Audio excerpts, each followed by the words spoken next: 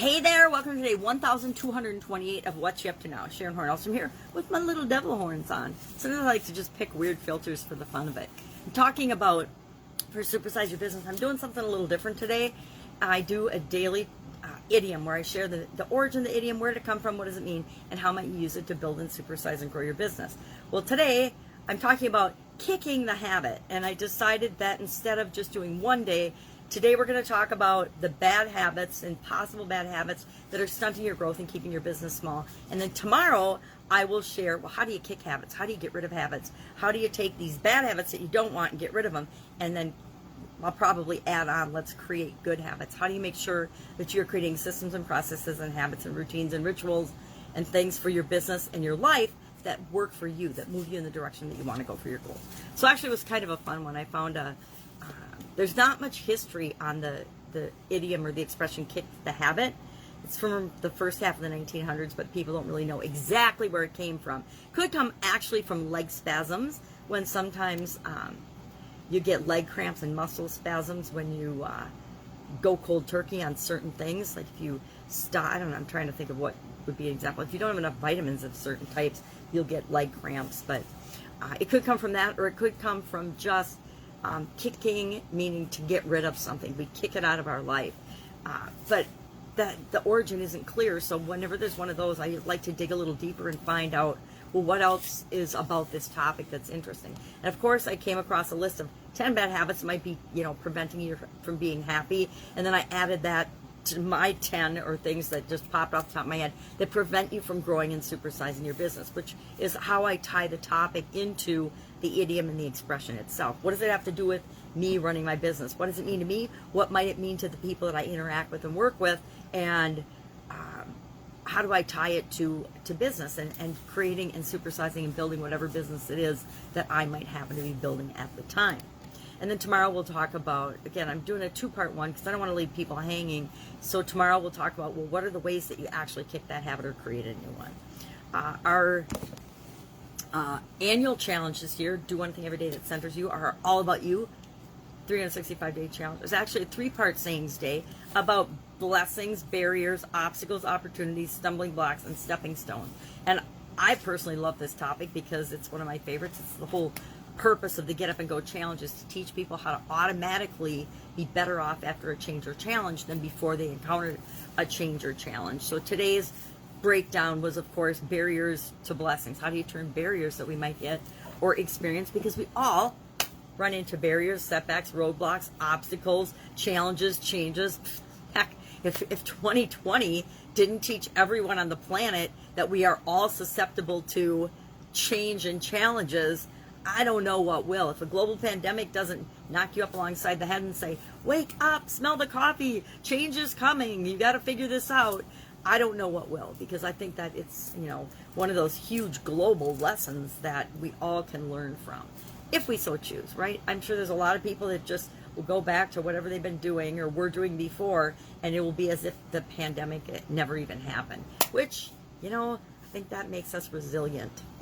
So working on that today, getting ready for lots of grandchildren time, or not lots of, but 2 granddaughters I'm going to be hanging out with for the next 15 days, starting on Tuesday. And so going to have to be very flexible in my schedule, my time, and how I do things. Because guess what? When you're hanging out with kids, you're on their schedule. You're not on your own. So we'll try to see if we can tweak their schedule a little bit to coincide with mine. But all bets are off. Who knows what's going to happen? Because with kids, it's unpredictable, which is also really, really fun and exciting, because it keeps us younger. It keeps us on our toes. It keeps us constantly problem solving, but not focusing on the problem, focusing on the solution. And I think that that's a good change of pace for anyone, especially for me. So I'm actually starting to get excited about it. I know everybody's like, oh, you should be dreading it. And my mom's in the hospital. She was going to help me out. So that's just, not a problem. I raised 2 kids and they turned out awesome. So I think I can handle a couple of granddaughters for a few days. So part of what I'm working on, reading challenge. I'm in a reading challenge. So I'm really focused on getting that done. I like to do personal goals and development things all the time. And One woman that I have the utmost respect for is Avril Beckford, and she does reading challenges. And I've done several of hers where it's read 30 books in 30 days. So this one is just read 8 books in 30 days. So I'm compressing that time and making sure I get my 8 books read by the 15th instead of the 30-day time frame. Just so if I am busy and I am, my schedule's not my own, or if I'm up all night and not sleeping, I want to make sure that I can get that done. Because why? I do what I say I'm going to do. Do I do what I say I'm going to do for Avril, the leader of the challenge, or do I do what I say I'm going to do for me? It's for me. And so I said I was going to do the challenge. I'm on book 5 today. I should have gotten through more of it yesterday, but I find that some of the books I choose to read, Avril teaches us to pick the pieces of the book that you need to solve a current problem or a situation that you're facing. Unfortunately, at this point in my life and career, I pick books that I'm really interested in, so I tend to find that I don't want to read the way she teaches us to. I want to read the whole book. And so this is the 3rd book out of 5 now that I haven't just wanted to pick and choose sections of. I've wanted to read the whole book. So I'm hoping that the rest of the books that I selected that are in my pile over there that I'm looking at, I can use her strategy. I know one I started, but I put it to the end because I totally want to read it using the strategy that she taught us. And I've actually, it looks like I've got like 3 that are like that. That will be, the last 3 will probably be like that. And the one I'm reading right now is I want to read every bit of it, but I think I'm going to have to back myself off and just pick and choose the pieces I want to read. Because that's the way to get the solution to what I'm solving this time. And I'm not sharing what I'm solving. It's a secret. All right.